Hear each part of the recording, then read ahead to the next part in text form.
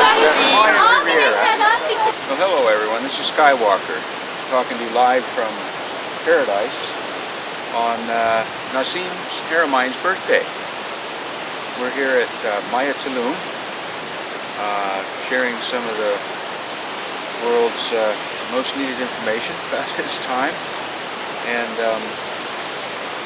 I have to say, there's quite a collection of people here with quite a vast array of perspectives that will help us all to see a better, brighter future. Okay, so hi, my name is Kim Richelli. I'm here at Maya Tulum with the emissary program of the Residence Project with Nassim Hariman. This is day 7, I believe, and it's been an incredible ride so far. We're learning so much and we're making such beautiful connections between each other, between our different knowledge bases, and then as well with all the new information that we're being presented with. Just a lot of resonance going on. And so for me, one of probably the most amazing insights that I had is the idea of how every force in the universe is actually a function of one force, right? So there really is just, I understood very clearly on a mechanics level how the oneness occurs and then manifests and into all of these other forces, right? So we have this force of inward attraction, which creates the double torus structure, right? And it's pulling a field or a vortex field, or if you could think of it as a particle, but it's really a vortex, into the singularity point and then back out, right? And so as the particle or the field gets pulled into the singularity point, it accelerates along the curvature of the inner part of the torus, and when it's going into the singularity itself, it's moving either at or very close to the speed of light, right? And so it goes into the singularity, and then as it's coming out the other side again, it has, because of inertia, it has like a really high degree of acceleration, right? That same acceleration that it had going in is conserved as it's shot back out. And so what we experience as the radiative part of the spectrum, the electromagnetic spectrum, right, that's radiating out, or entropy, is still a function of the acceleration that was gained from gravity, right? So gravity pulled it in, accelerated it to a certain degree, and then radiated it back out, and then it travels the trajectory as far as it can before it, the acceleration is overcome by the gravitational force again, and it repeats the cycle. And so you have the figure 8 pattern that represents infinity. I just thought that was really beautiful. Mechanical understanding of oneness. Thank you. I was wondering about the possibility of seeing the heart in a completely different way. For me, the heart is not a pump. It's something that actually holds the blood like a reservoir, and the pressure behind it opens the valves to allow the pressure to go through to the end of the capillaries. And the real pump is the wish for oxygen. So the blood gets into a smaller and smaller space with pressure, it's pushed out, and then the need for oxygen is what draws it back to the heart. So I think my aha moment is to realize that the heart is not a pump, but it's a reservoir that holds water and allows, when the pressure is too high, that the valves push open and close again. That was my aha moment.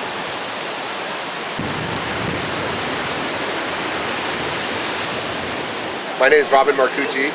I'm here at the Maya Tulum on Quirú, Mexico, not far from sacred sites, Mayan sites, Chichen Itza, Coba, Tulum, and here to visit a brand new set of physics that's being introduced in an attempt to supply gut or to supply toe, two things that I have very much a lot of interest in, but the grand unified theory, the theory of everything is another way to look at it. I find that my experiences in trying to understand astronomy and link that to ancient civilizations that seem to have more knowledge of astronomy than our ancestors did within the contemporary time period that we've all evolved from, and most of us here are Westerners and have our roots in Europe, where we feel that science was originated from, where all of knowledge of anything scientific came from. The Greek civilization, the Roman civilization still reverberates through our society, and we think that we know it all. And we're starting to find out, since we do know it all, that there's very ancient peoples that had more information that we're only starting to glean right now, and that's always been something that's been a keen interest of mine. And now to understand the physics of the very small, the quantum world, which has its own rules and seem to obey those rules quite nicely, along with the scale of the large, which has its own rules and obeys those rules quite nicely, to now come together, which means you got to rub out the old rules, you got to rub out some of the new rules, and you come up with a unified theory. Nassim Hariman has been very influential in driving that effort, and then bringing that into the spirituality of oneness that we find within meditation techniques and some of the very ancient knowledges around spirituality. That's all I have to say. Brilliant.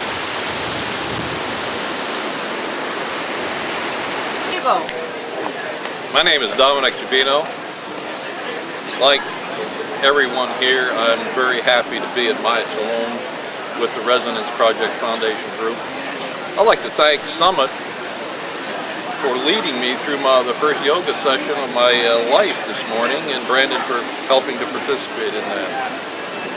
As an aeronautical engineer, what impresses me the most about the math and physics of the Resonance Project approach is that it captures what we see in the world and the universe. It captures, for example, the near symmetry we see. It captures the fractal repeating nature of what we see.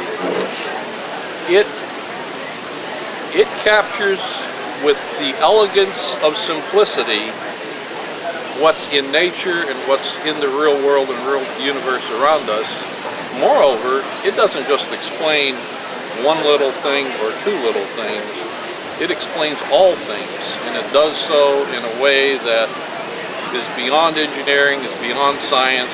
It does that in a way that is spiritual. It's that deep and that profound. Thank you. Brilliant! Yeah, I know. Yeah. Very, very.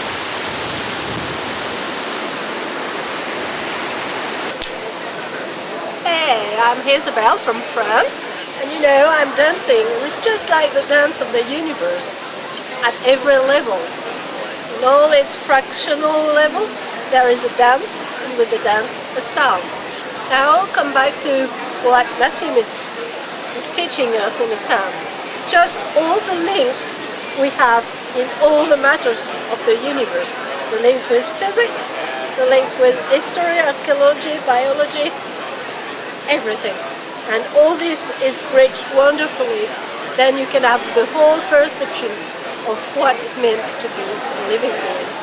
Connecting to the earth, connecting to the universe, that's wonderful. Being a galactic being. I think if you can grasp what he's saying and the way he pulls you through and goes through the equations and the analysis, you have a actually very good ability or chance to understand a very high level of physics, even if you don't understand all the equations. I think you can go back and grasp those much easier because you know the physics behind it, and you know somebody who actually understands the physics at a very high level to be able to go back and I think you can learn it much more easier this way. My name is Pratima, and I'm English, but I live in Byron Bay, Australia, which is one of those central hubs of the world of consciousness. And I really adore Nassim's work from the moment I first heard about it through his emissary Jamie in Bali. That it just feels incredibly important, because if the world can appreciate the dominant presence of our friends from other planets and other galaxies being with us, then it will instantly stop the necessity for war on Earth and the realization that we're not alone. And similarly with Nassim's work on physics, if it can be really proved to the whole world how we are one. We are one being, that when one of us is hungry in Africa, it is affecting that wealthy person in Washington, D.C. You know, that we are all interlinked, then it will make it incredibly easier for there to be enough for everyone on our planet and for the whole world to come into harmony. So I feel as if Nassim's work is in immense consequence for not just our planet, but also for the whole galactic universes that we live in, for all beings of the universe, that we may be brought to peace and to wholesomeness and to total awareness and freedom and enlightenment. Thank you. And I really have enjoyed all of the esoteric part of it, and how he has linked many of the ancient cultures and his physics, and really makes sense out of in a way that pulls together many threads from many different sources, so that it's very understandable, and it pulls together the threads from the ancient the Mayans, very different subjects like UFOs and higher level of physics and pyramids. So it's just been an extraordinary experience to listen to him and to learn from him, and it's just been fantastic. You can go. My name is Matt Terra, and I'm here with the Resonance Project Foundation Emissary Program. We just came back from Chichen Itza, where we held ceremony connecting the higher galactic centers into the Earth and Milky Way centers to take us into the next harmonic. I'm going to describe my experience.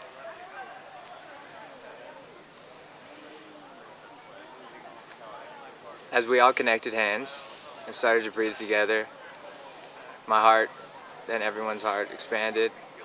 I felt the larger heart galactic centers connect with the Earth. I let go of any thoughts, any perception of feeling, and connected with the allness that was in that moment. We were all conduits, hand to hand, through the heart centers, all the way around. Then we started to scale up. As we started scaling, we asked to connect to our higher centers, origin, source, larger galactic processors, and in doing so, my scale increased beyond anything I've ever felt, exponentially. In this space, all was light, all information was existing. A 90-degree turn dimensionally was made, and my consciousness reference point was shifted. What I feel into a higher octave.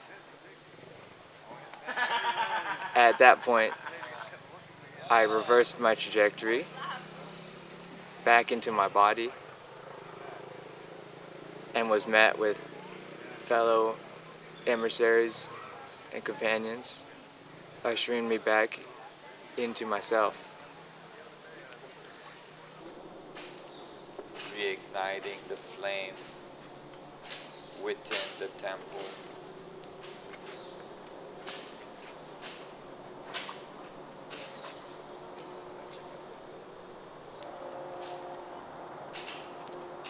And the beauty of the galactic community.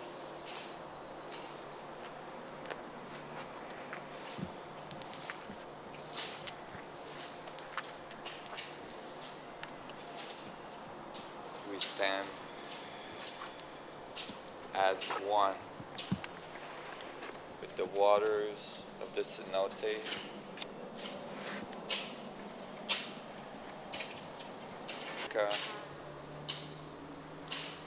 South America,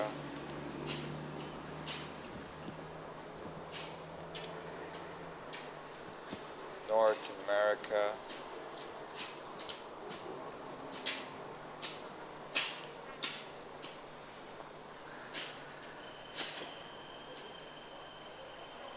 And we reignite the grid.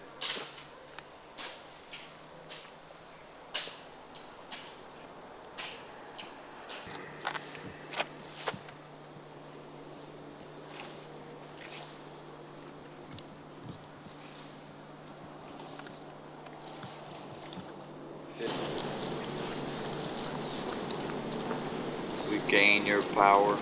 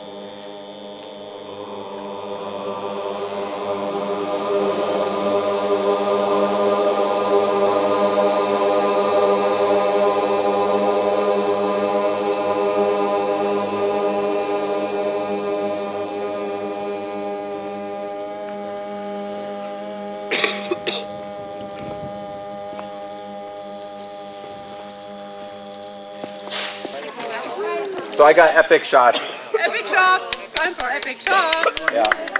You guys look amazing up there. Counterclockwise.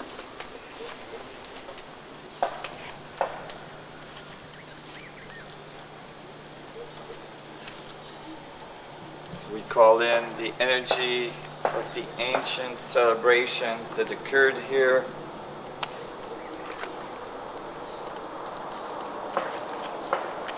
Open our hearts. Oscillate the structure.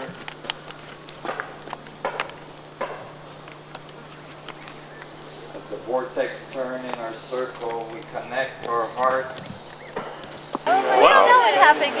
The view of everything from another angle. Burning Man, That's the most important. You get wormhole. Seeing things differently, out of the box.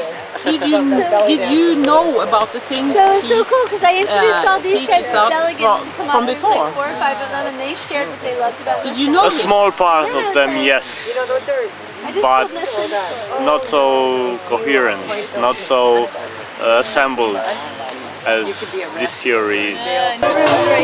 So, Jean-Jacques, you have been working with this project for a long time, and you are a friend of Nassim. How has this journey been for you here in Mexico? The journey in Mexico was more of a combining the intellectual concept with the heart. Making it possible to understand the physics and its implication in human life. How we can connect together and really deeply connect. Just like all the universe is connected. And it's not just theoretical, it's just an instant being.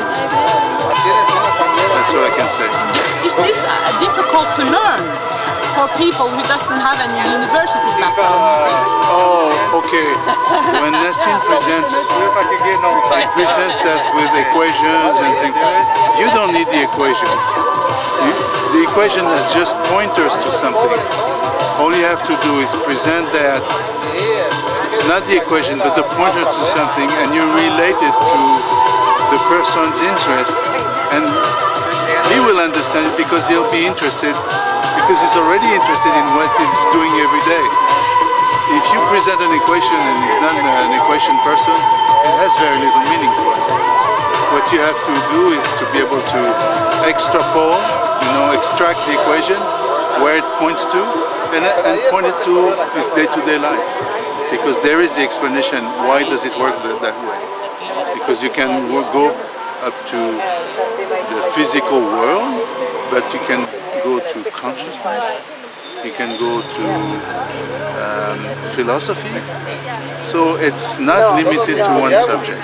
So if it's not limited to one subject, then it means that profoundly it is simple and it has its own beauty.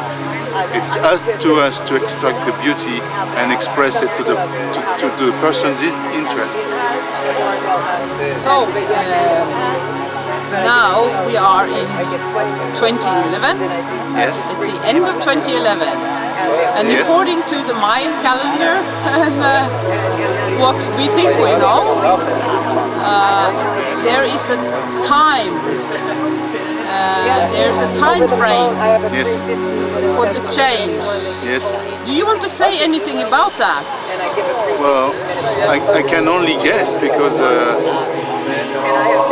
I was not part of that that calendar, at least building the calendar. They talk about a change, but a change could be a change in the galaxy, a change in the solar system, and we see changes.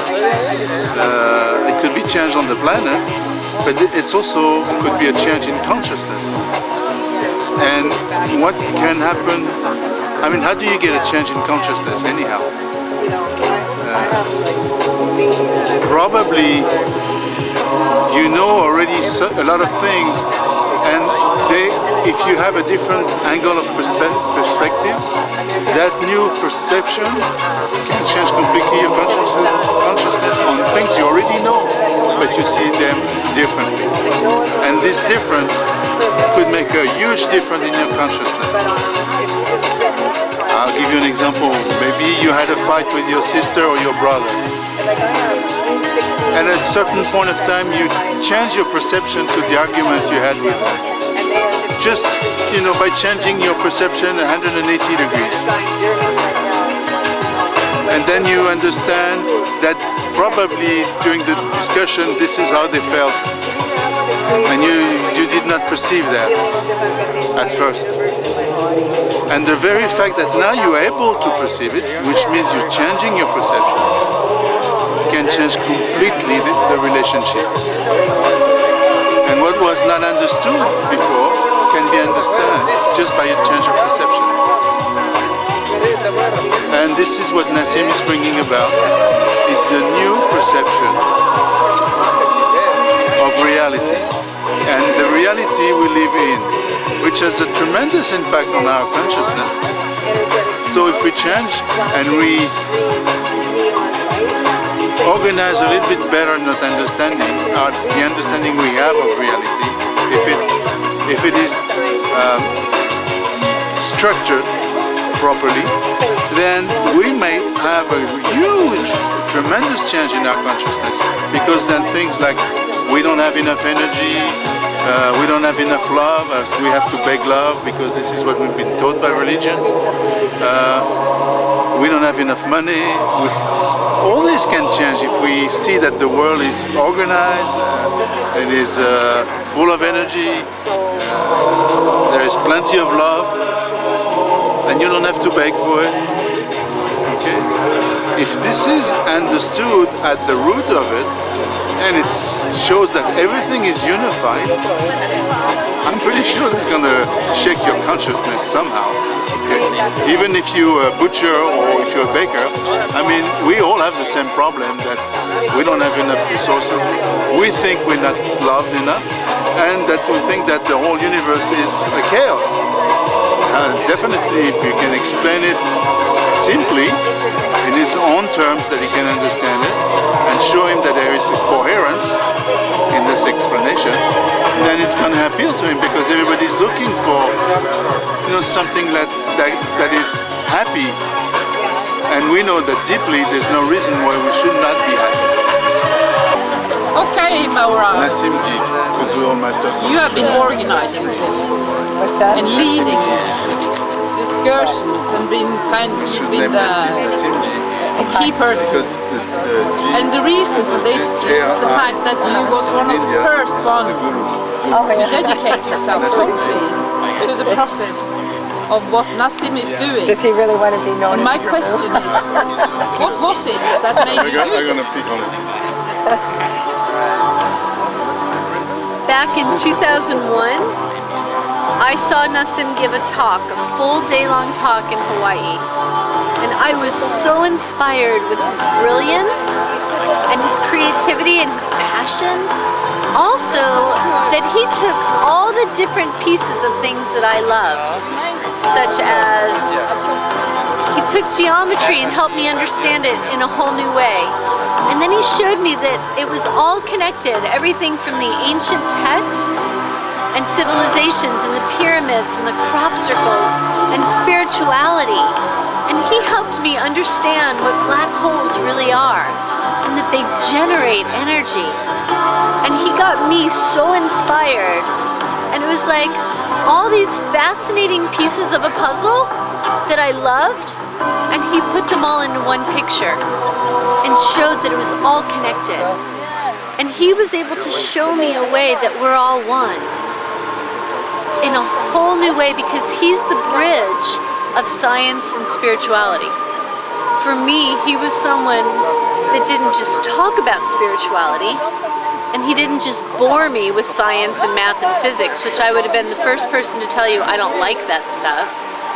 He made me see the spirituality in science and physics, and he helped me see that all the metaphysics that I love in spirituality is fundamental space-time and structure and fractals and hyperdimensionality and words that I never even knew. So suddenly, like, I felt smart. He helped me to see it in a whole new way that just rocked my world. And I remember that day I was so excited. I went to the beach, and there's a song that says, "Use me." You know, what can I do? Use my hands to make a difference in the world. Here, use my heart so that I can serve. And I knew that day that not only Nassim's amazing brilliance and his phenomenal research and his truly award-winning physics, but his heart, his insight, his wisdom, and his playful spirit had won me over. That here was someone who wasn't just talking about making a difference in the world, he was making a difference in the world. He is making a huge difference in the world now and helping others to join him on that path. So when he talked about doing another emissary program, I knew at the last one I was going to help make the second one incredible. Just that I could be one to just use all my skills, my background, to just go for it and contribute. And here we are. Oh yes, with this stuff,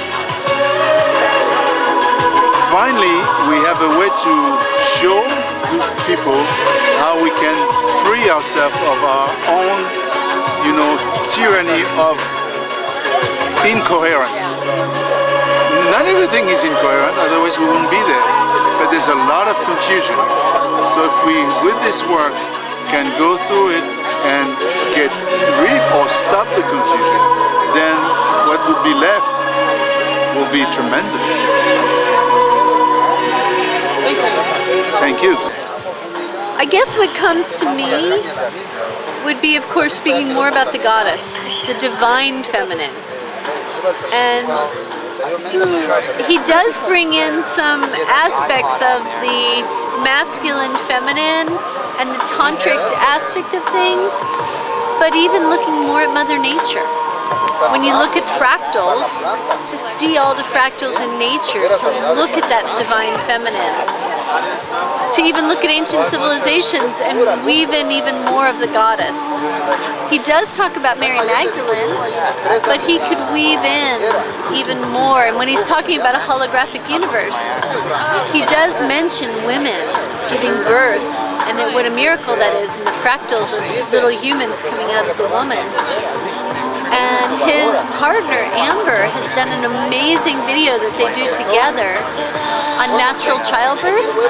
And it's a beautiful video of their giving birth to their son in a hot tub where it was very passionate, very spiritual, and they share with the world the divine feminine giving birth, and it's this amazing video, and I could see him incorporating that into his talks. I wish he would do that. I wish we had showed that video at the Emissary program. This has been an amazing meeting, and I have a feeling that the Resonance Project has gone to a new level. What is your opinion about where we can go from here? Or what is the best thing? My opinion of the best things are, of course, to get Nassim funded so he can build his lab. Then he can soar with the things that we do in the world. I also see us getting his crystals out, because his crystals have so much energy, and his amazing technology in those crystals to help people on a personal level as well as the world. And thirdly, more training programs where more people could get involved. Delegate programs, talks, and more emissary programs. Thank you.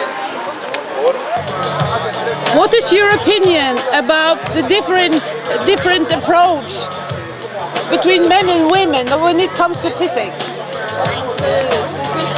For me, when I was growing up in school, I found it very difficult to understand any math, or even as a very young girl, because everything that they told me didn't feel like it didn't resonate with me. It didn't follow nature's laws for me. And even as a small child, I would spend many hours out in nature, and it was my favorite thing to do.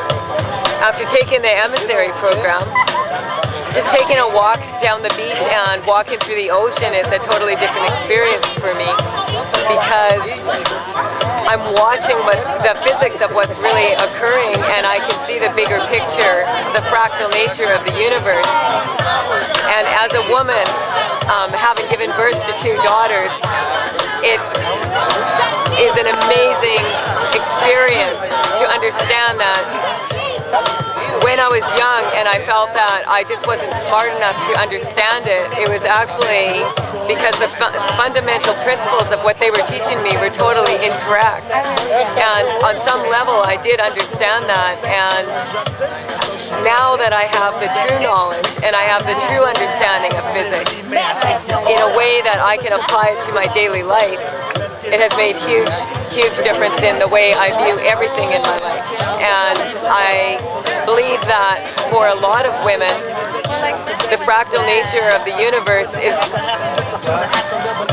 a part of them. It's a knowledge that we have, because we are the ones that regenerate, and we are the ones that give birth. And for us to have that acknowledged and to be able to look at it from that divine feminine view instead of from a masculine point of view has made me realize how totally brilliant I really am.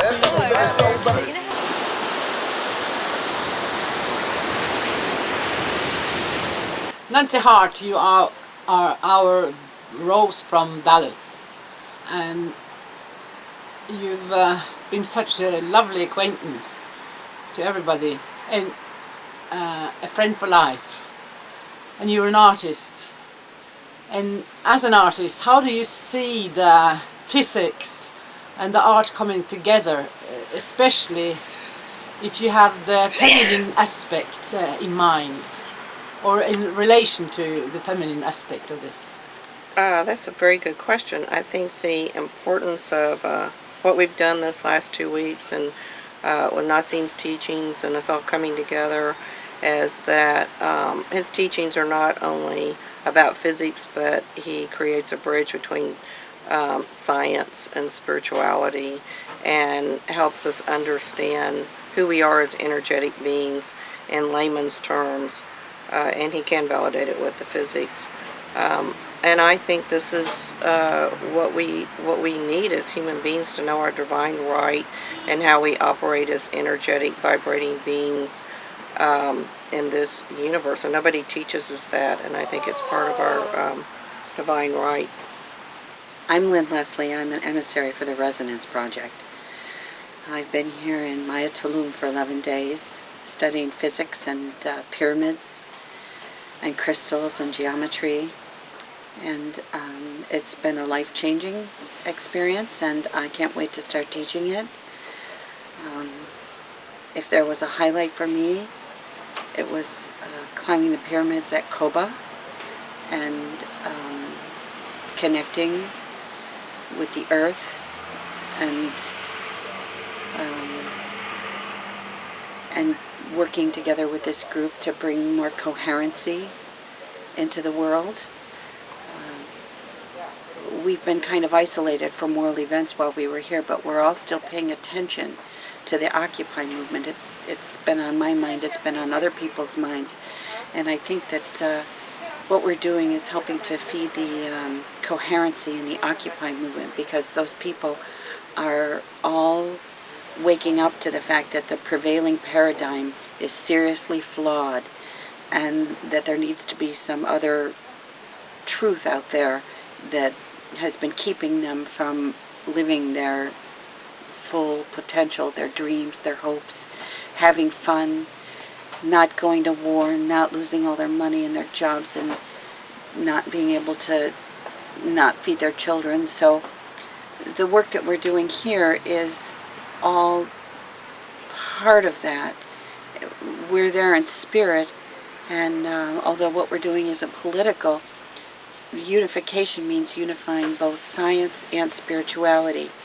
It means unifying everything, and I've never met a group of people who came together and knew that they were family like this group has come together and known that we are all family and that we're here for a purpose and a mission, and our purpose is to help try to heal what's broken in the planet, not by fixing the existing paradigm, but by building a new one together that works, and then so people can just migrate away from the broken paradigm that's built on a foundation of lies and move toward something that's true and that works, and that collectively we can all love life together and stop hurting each other, and everyone can be empathetic and understand that we all do better when we all do better. As an emissary, you are an emissary and an artist now. Are you going to teach other artists about this?